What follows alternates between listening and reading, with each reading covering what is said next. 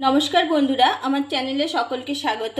আজকে আপনাদের সাথে শেয়ার করছি একটা মুখরোচক চিঁড়ে ভাজা রেসিপি। এই চিঁড়ে ভাজা আমাদের সকলের খুব প্রিয়। সারা বছর ধরেই আমরা এই চিঁড়ে ভাজা খেতে পারি। ট্রেন বাস থেকে আমরা এটা প্রায়ই কিনে খেয়ে থাকি। চিঁড়ে ভাজা আমি যেভাবে বানাচ্ছি এটা বাড়িতে একবার বানিয়ে দেখুন, খেতে অসম্ভব সুন্দর লাগে। ট্রেনে বাসে চিঁড়ে ভাজা বিক্রি হয়, কিন্তু সেগুলো অনেক দিনের ভাজা থাকে, সেগুলো খাওয়াটাও স্বাস্থ্যের পক্ষে ঠিক উপকারী না।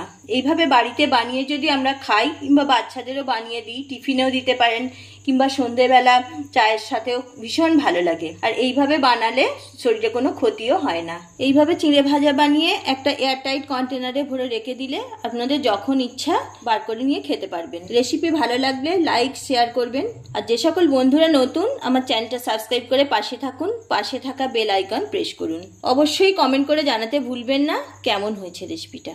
কিভাবে বানাচ্ছি সম্পূর্ণ ভিডিওটা স্কিপ না করে দেখতে থাকুন। আমি চিঁড়ে নিয়ে নিয়েছি, একটা ঝাঁঝরি ডিশ নিয়েছি, চিঁড়েগুলো এর মধ্যে দিয়ে দিচ্ছি। আমি চিঁড়েটা একটু ঝাঁঝরির থালার মধ্যে দিলাম, ভালোভাবে পরিষ্কার করে নেব। এইভাবে ঝেড়ে নিলে দেখুন কত নোংরা পড়ছে,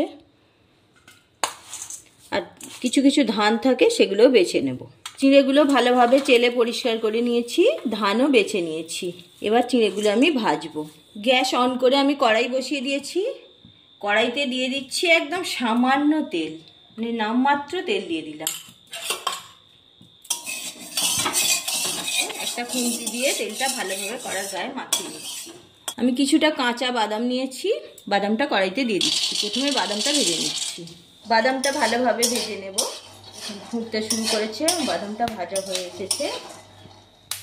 ফটফট করে একটা একটা আওয়াজ হচ্ছে, মানে বুঝতে হবে বাদামটা ভালোভাবে ভাজা হয়ে গেছে। গ্যাসের আঁচটা লো করে দিলাম। বাদামগুলো ভাজা হয়ে গেছে, তুলে নিচ্ছি।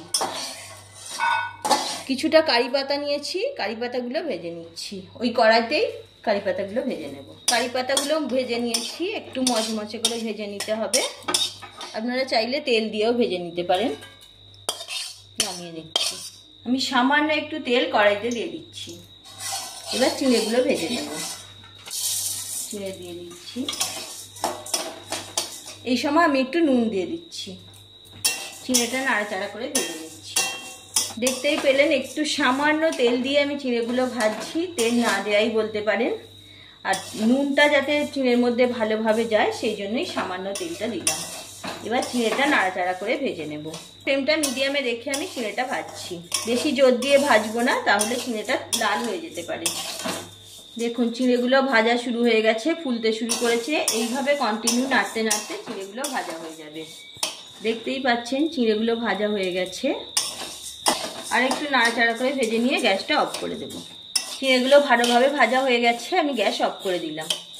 চিঁড়ে ভাজাগুলো নামিয়ে নিচ্ছি।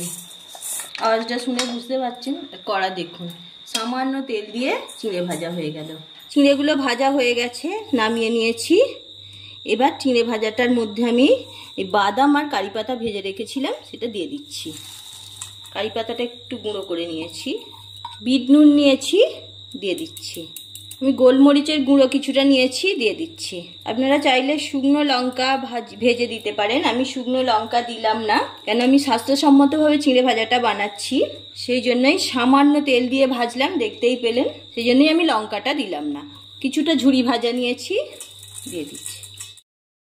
এবার সবগুলো উপকরণ ভালোভাবে মিশিয়ে নিচ্ছি।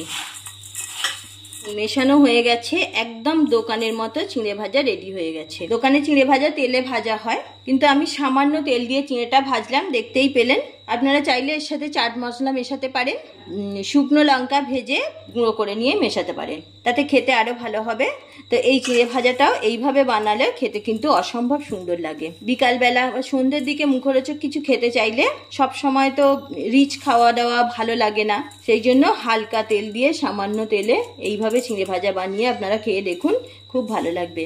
দেখলেন তো বন্ধুরা, কত সহজে মুচমুচে মুখরোচক চিঁড়ে ভাজা বানানো হয়ে গেল। এইভাবে আপনারাও একবার বাড়িতে ট্রাই করুন।